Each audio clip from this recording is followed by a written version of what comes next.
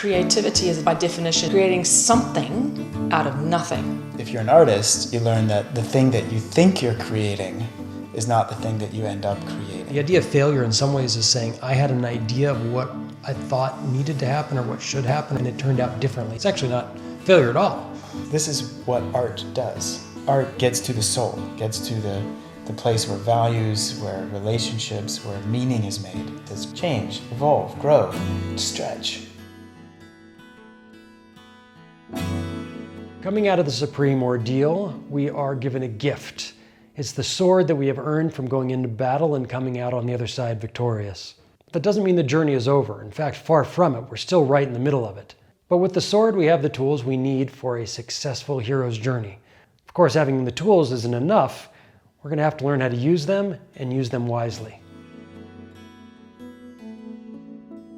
We've been going through this journey from being bright-eyed and young and idealistic, and we can conquer the world, and I am going to save the world. Because of the work that I do, the world is going to be better.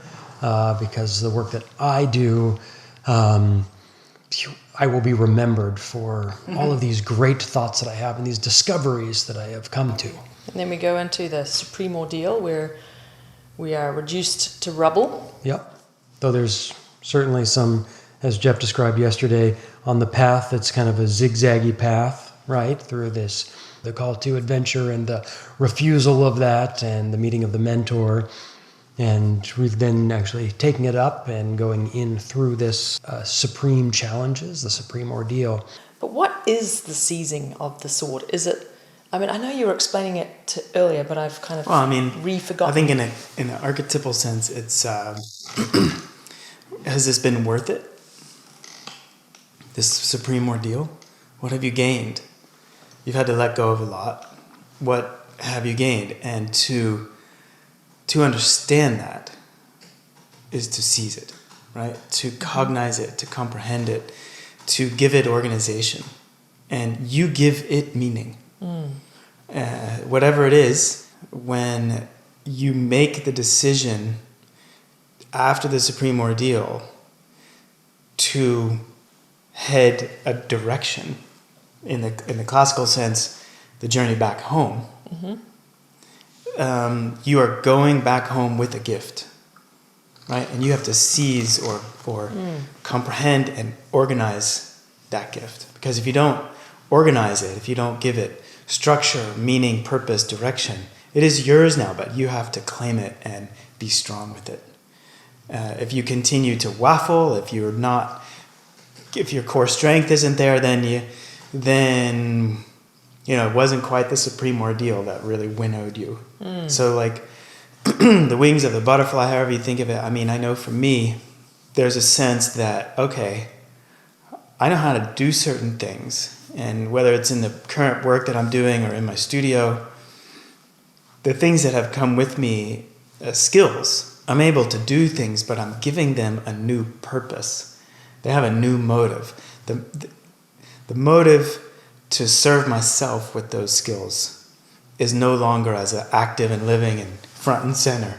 Now, these skills and these competencies seem to be more around me, kind of on loan for me to use for another level of the work. And so when I think about my studio work and the paintings that I want to make, I don't really so much dwell anymore in what the critics will say. I really imagine, what is this depicting?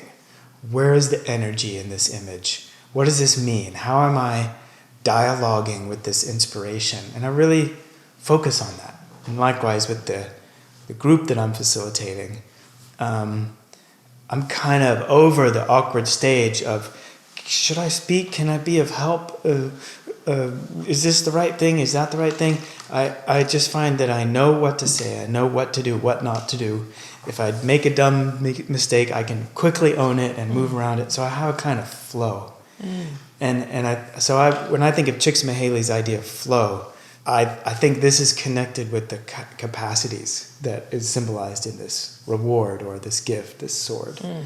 So one thing that I've focused on all my life is, what does it take to consciously create the preconditions for flow? because often in the literature it's described as an exercise of grace or a miraculous thing, or we just don't know how it happens. Well, I don't buy that. I think we can learn intuitively to feel and sense the terrain of getting into flow and to be in the dialogue and the currents that are defined as flow. So if one of the gifts of the Supreme Ordeal is to be able to more quickly, effortlessly, productively get into flow, service, connection with the medium, connection with others, well then hell yeah, the Supreme Ordeal is worth it. Well, that comes, for me, that comes through like, oh, I have to organize this, I have to claim it, I have to put it to use, I have to work on it. It's an inner discipline of cultivating. It's not just like I'm magically gifted with a superpower. It's that I've had enough insights to now say, oh, okay, this attitude, that attitude, whoa, watch that associative train of thought that could lead to disaster, inner vortexial falling down the mountain, right? Or blaming, like the other day I sent off a message on Slack and I took a shower before I went to bed and I realized, wait a minute, that can be misunderstood by the person on the other end. So before I went to bed, I went and edited that message because I saw that someone's feelings could be hurt and we were going to then cycle around that. Even if she doesn't admit it, I had that intuition. It's like, oh, I better go correct that. But that's not something I would have known 15 or 20 years ago. Yeah. So it's not a superpower, it's an act of cultivation. That's what I meant to say. Yeah. So while you were talking, what came up in me was my journey as a singer.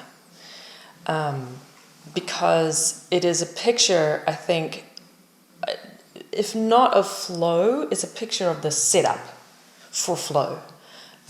So as you know, So I started out as a violinist, and then I switched to singing, and then I lost my voice, and I couldn't sing because I literally couldn't make any sound. I didn't have any high range anymore. I ruined my voice. So for the next, because I had completely the wrong understanding about the instrument. It took giving birth to 2 children. It took 20 years of voice lessons before I finally figured it out. Well, and regular practice. It was irregular practice. Let's just put it that way, but okay. Lots of tears, if you don't mind my saying. Yeah, lots of misery. Yeah. But I couldn't give it up. I couldn't just completely stop. Yeah. Can I just, though, as the years ticked by, it became more and more obvious that you didn't want to become an opera singer.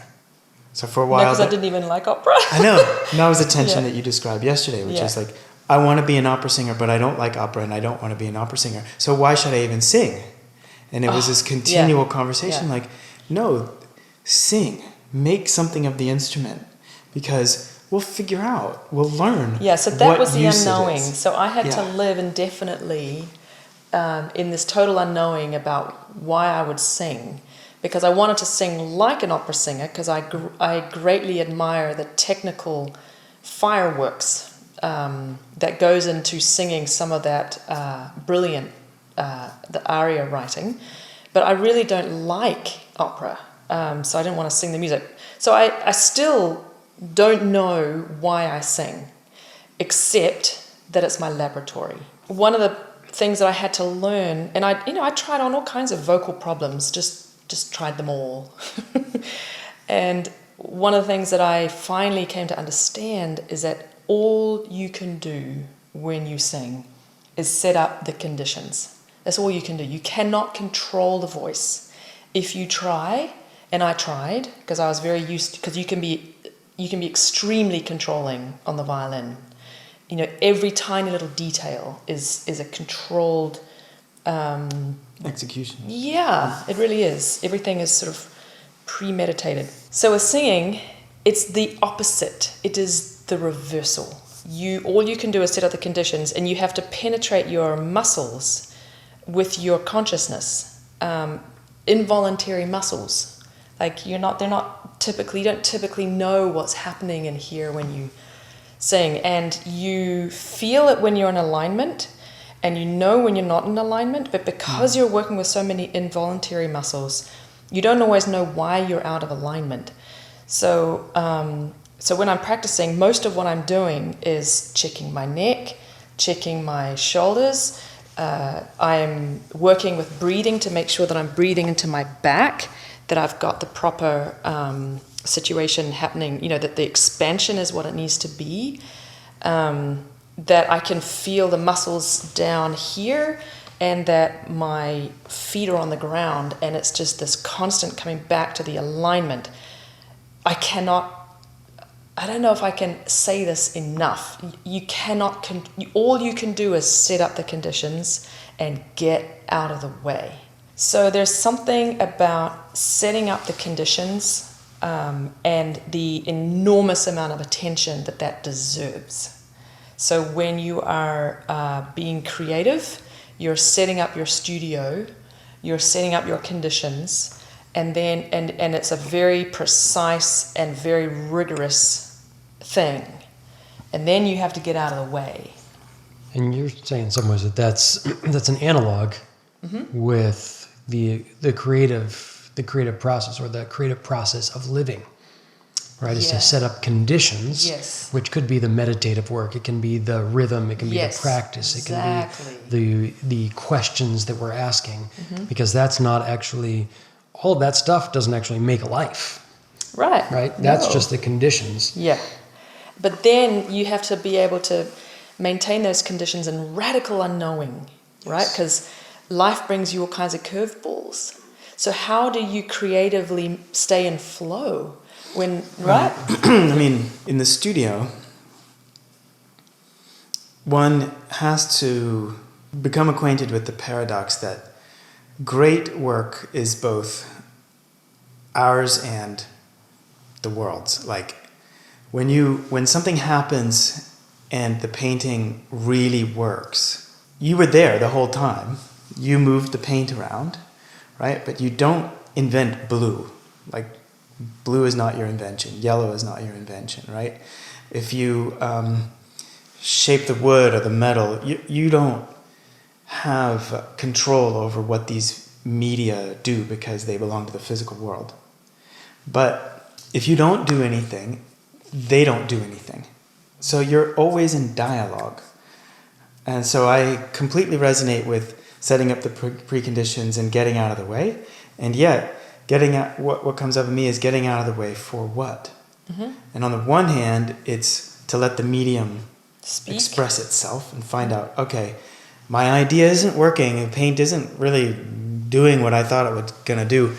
What do I need to do to let the paint speak, to let it show itself? But then you have to do something. You can't just wish it into existence. Like, you can't sit there and wait for it to happen. So there is this paradox between moving, being deliberate, acting, moving the paint around or moving the medium, and not doing it in a way that gets in the way, not doing it in a way that creates shit. So what I have, where I find myself now is, after 100 paintings or 1,000 paintings or 1,000 drawings or whatever, finally I kind of have a sense for what the paint needs me to do, or what this particular image that I have in mind needs from me. So I try to listen to that. Now, where that comes from, I don't know. Yeah, because the image needs something from you. The image is not you. So what? So I don't know, because the image doesn't exist without me, but it's also not my everyday rational mind. So the boundaries between the self and the not self have to dissolve a little bit. Not in a way that I get into a trance or I fall asleep, but in a way that I'm actively intuiting. I'm like in this state of wordless thinking, quiet, flexible, flowing attentiveness and attention. And I'm really in dialogue with this picture. I become the picture. So there's this sort of superconscious element, this upper element of consciousness that I have to kind of train myself to be in for extended periods of time. And that is what I call the zone. So when an artist gets into flow or the zone, that's how I think of it. And the way it's described in the literature is complete absorption in the process. And it does bring a kind of joy. The noise in the mind diminishes and becomes very quiet. Where are we and what are we doing in that moment? And I think we are there. I think it's just a part of ourselves that we're not really acquainted with. I think of it as the higher self or the true self, or Steiner calls it the I with a capital letter I.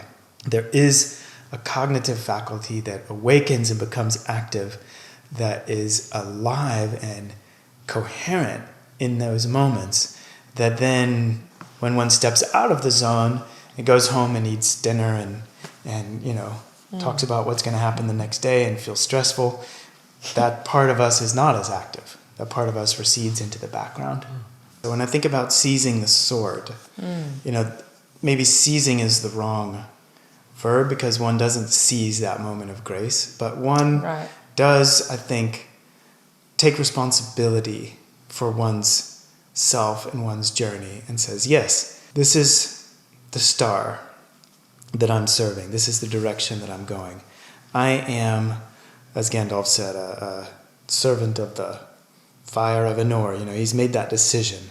So as an artist, I am serving the act of bringing nutrition and substance through this work. So one does reach out and take that staff and say, okay, this is what I'm standing for in the world. This is what I'm doing.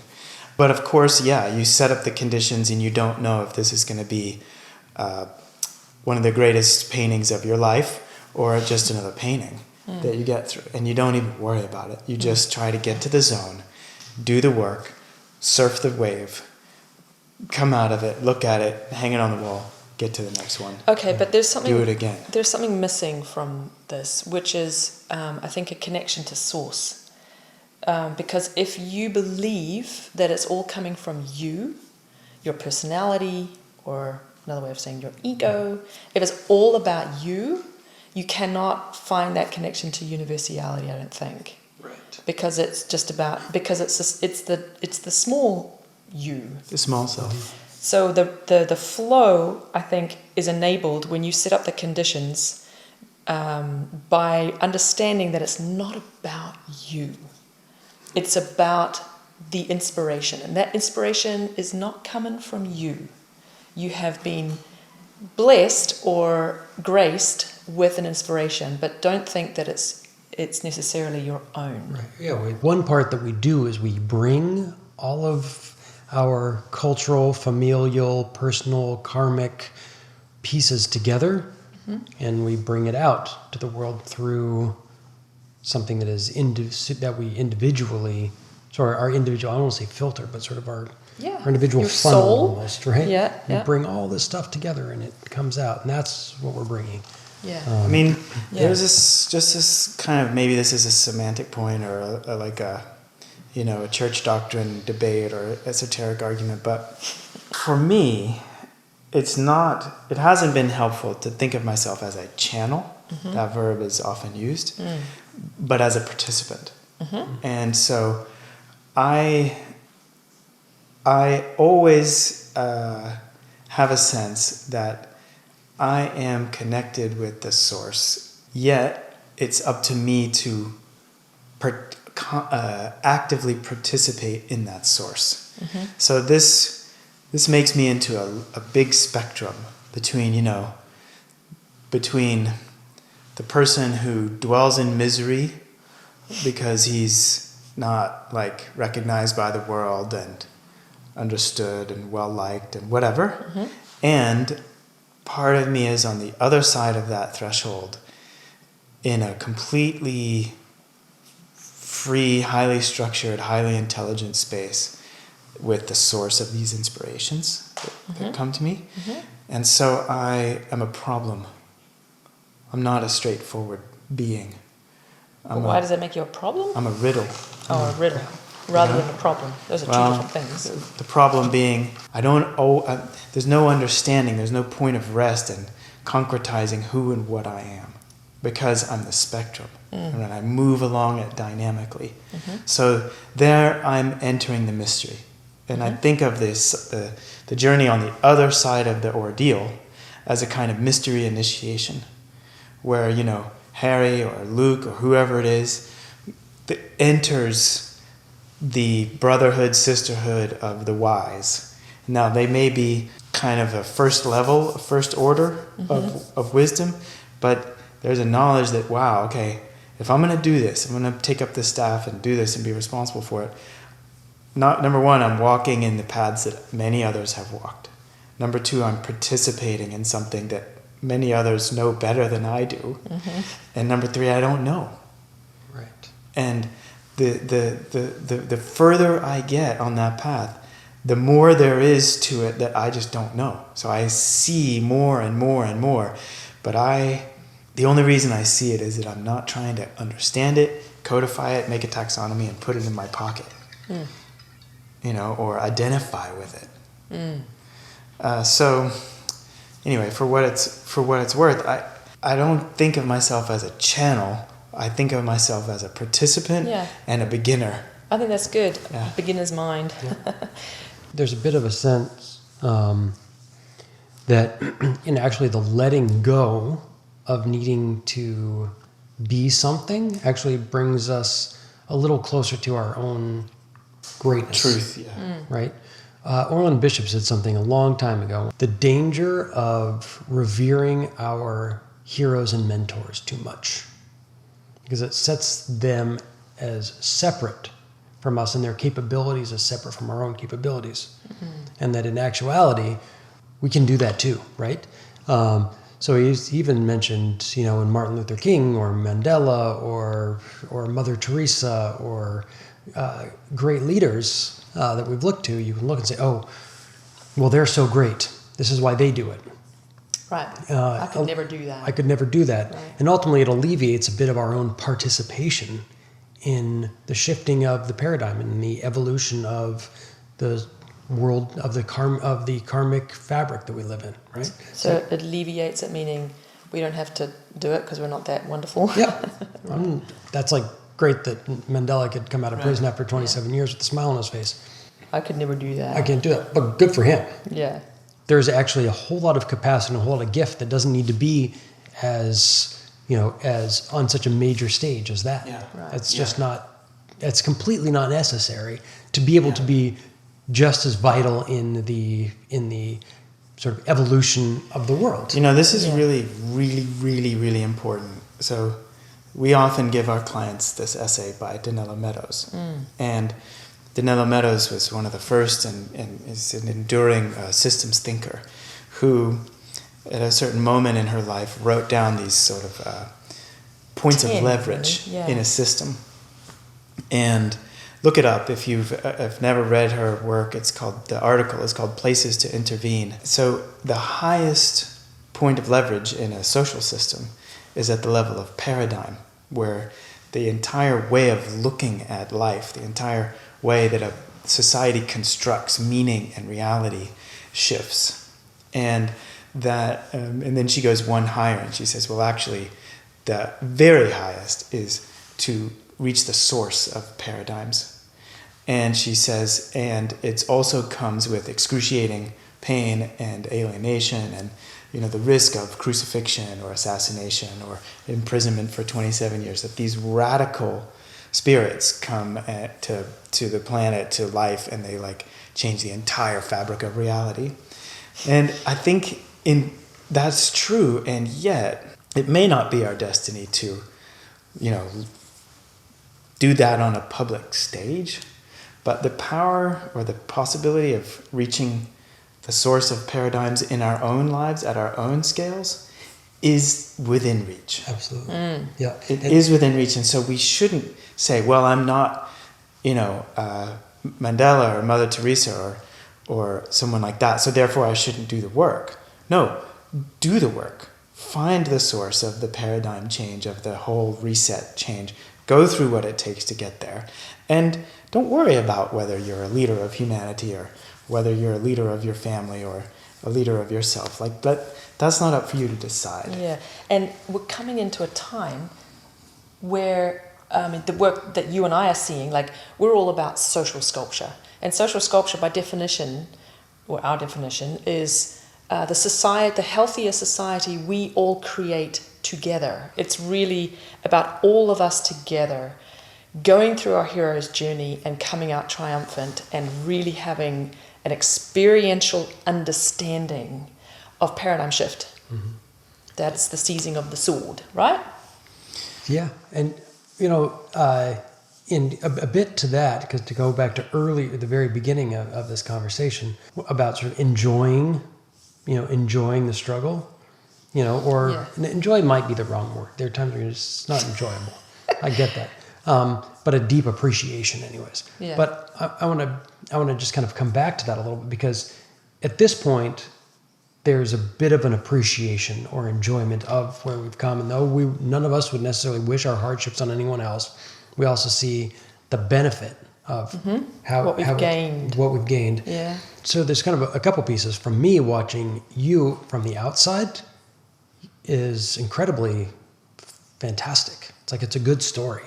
And I think part of that shift of really like finding a way to really enjoy that in some ways came from one of the exercises that we did in consciousness studies. Mm-hmm. And that was finding my body and bringing this concentration into my body, and then just rising just above, right? So like I can see my head. You kind of go up and you see yourself, and you basically kind of go up, through the roof, but you can still see, and you're kind of get this perspective. You go all the way up past the moon, way, or the clouds, the moon, and you still see the whole world, right? And there you are down there. And then eventually coming right back down and then back in to your body. And it's this great perspective. And that's a little bit what this idea of actually being able to understand that the hero's journey goes through the trash compactor.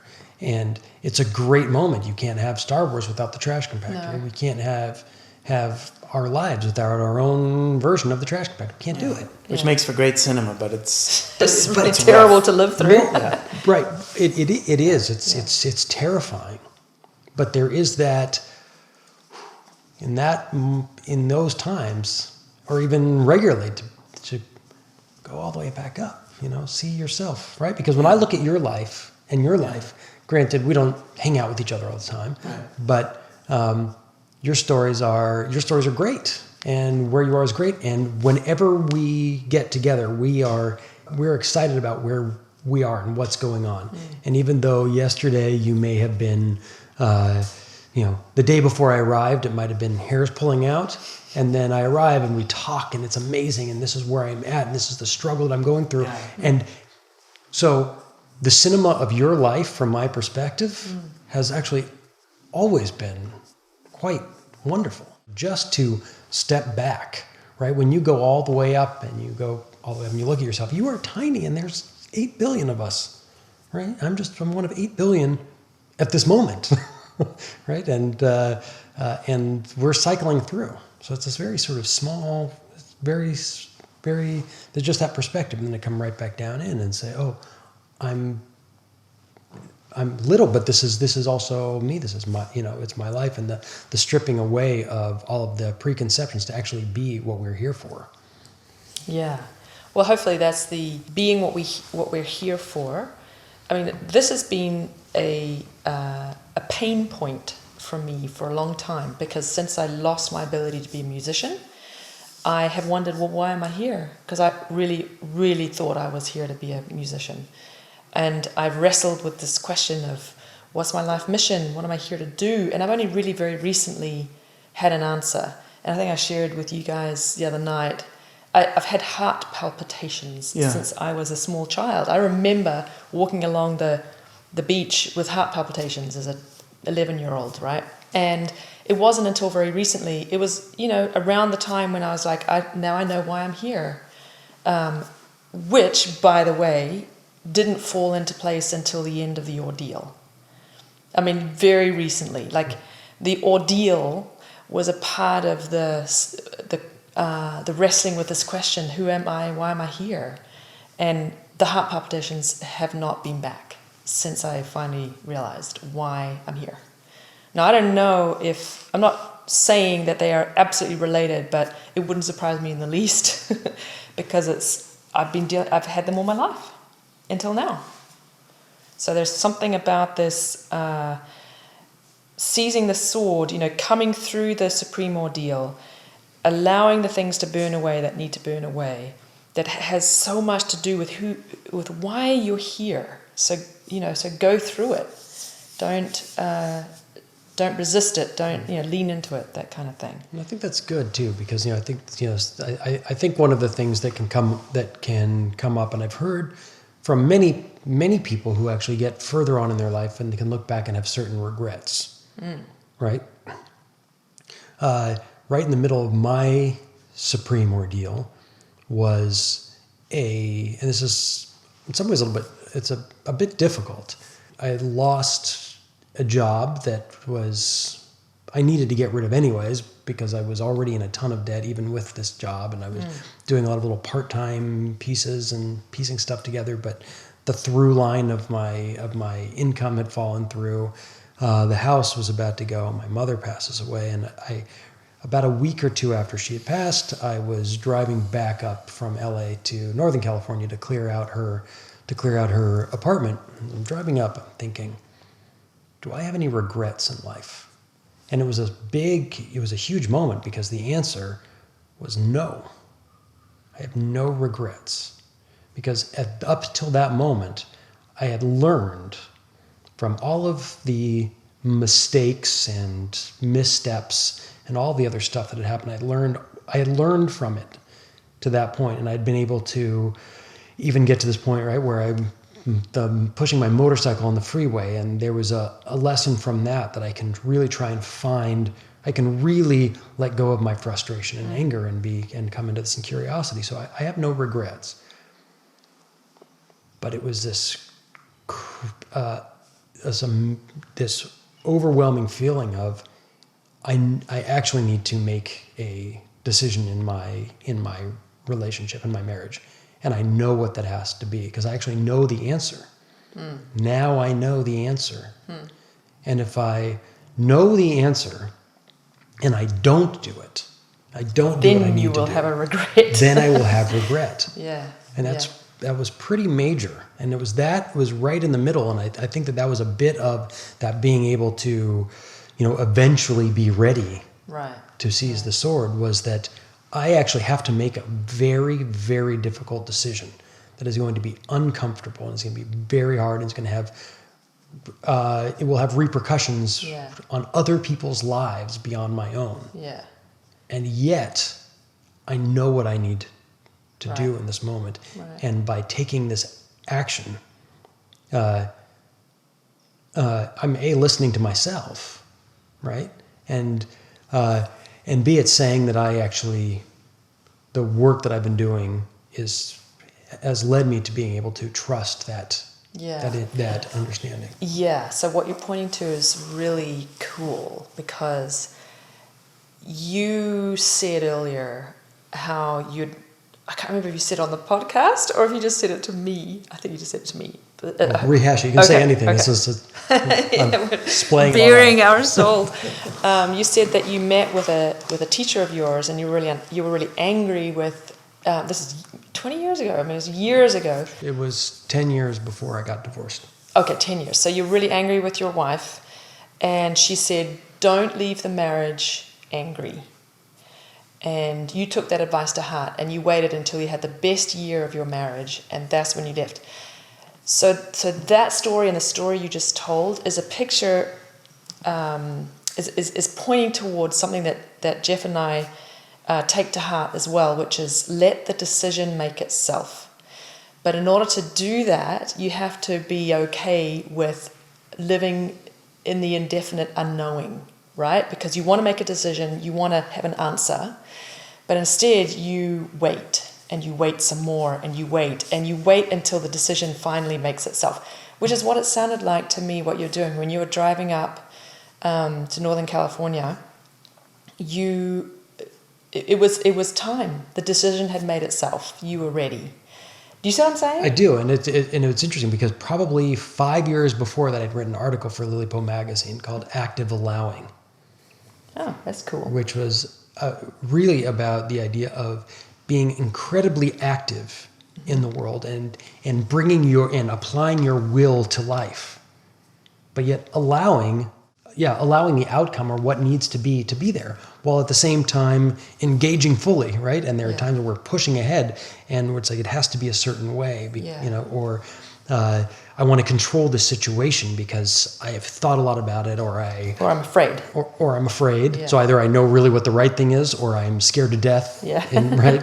And I want to control. Yeah, exactly. Yeah. But either of those will lead us to a place where we actually don't have control, because really we never do. We set up an illusion that we have this great control, but we don't even have freedom over most of the decisions we make, because they're based out of patterns and our fears and habits, and habits, and or compulsions. When you say, why did you end up in America, and was this a free choice? Or some people say, I freely chose this marriage, or I freely chose to study this and to study psychology in school or whatever. And the reality is probably not. Right? Yeah. Probably not. Yeah. So it's interesting, because that was something that I'd written quite a bit earlier, and actually really didn't fully understand the idea of active allowing until this. So it was a concept, but it wasn't something that I was able to actually incorporate, to make corporeal, to make a part of my body. Yeah. What was reversing? What reversed? What did you have to let go of? What had to be surrendered? What had to be sacrificed in the crucible? There is this sort of filtering moment, or I think in the seizing of the sword, that organizing of oneself. I'm kind of in the middle of it, but what is occurring to me is I'm excited to see what happens next in Jeff's story, and I'm almost an observer of my own story. I'm an active participant, but I'm also curious and dispassionate at a certain level too.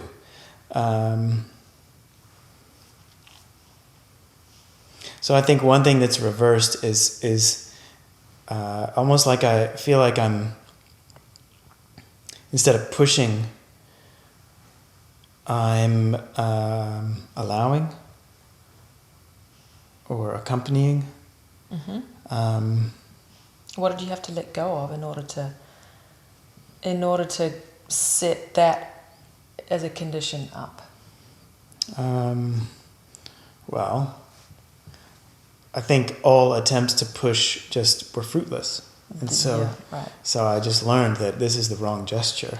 And I've always been a person with a lot of will and a lot of energy and a lot of can do, and it was a very frustrating and bewildering experience to feel like nothing I did was working, because that is not an experience that I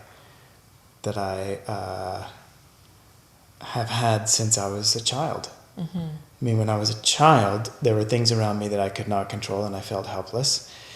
But I said to myself, based on those experiences, I'm going to grow capable. And as you know, part of my biography has been diligently growing capable in all manner of disciplines. Yeah, that's for sure. And so I'm used to being very capable. And so to find myself incapable was weird. And so to kind of, what I think I had to let go of is like, okay, well, I find myself incapable, so I'm going to have to let go of being capable. I'm going to have to ride this out and see it through and whatever. So now, where I am now is, I feel like some of that capability is still there, to your earlier point, but I don't feel like I'm pushing. I am allowing. I think, might you let me just posit something? Mm-hmm. Because I do know you so well. Yeah. That both the pushing and the being very capable, you're formidably capable. Mm-hmm. You're intimidatingly capable. Not so much from me, because I'm not intimidated by a husband that I've been married to for 20 years, but other people I think can be. I think it was a coping mechanism. It was a decision, like, I'm not going to be as hopeless as the adults around me are being, right? Yeah. And in a way, it's been a protective coping mechanism. Yeah. That's the reason why you were so hell-bent on being as capable as you are. Yeah, I think there's some truth in that. There's some truth in that, and that it was a survival thing. It was a response to trauma. Yeah. And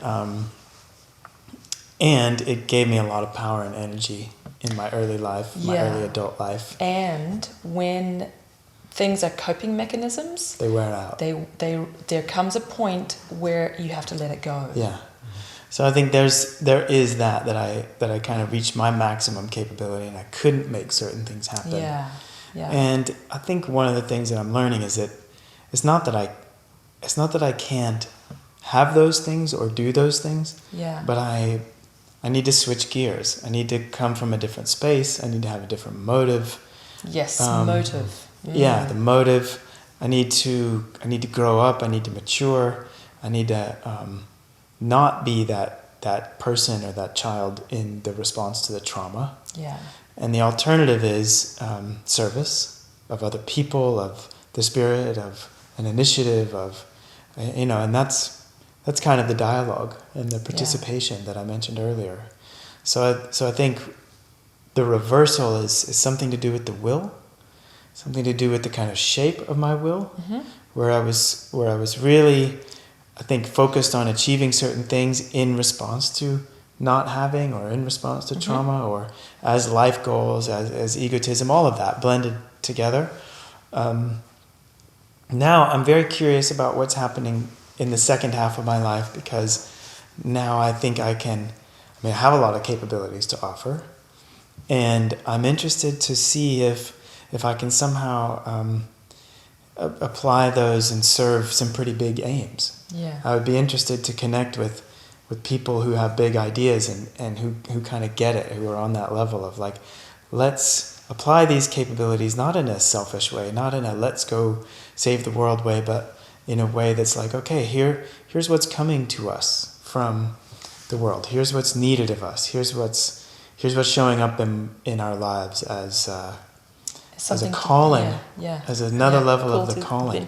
And so this is like, for me, that latter half of the hero's journey of like, when the hero returns to the ordinary world, brings the powers of the resurrection, the coming alive again after death, the elixir in service of others. And I'm very curious. I'm like, wow, what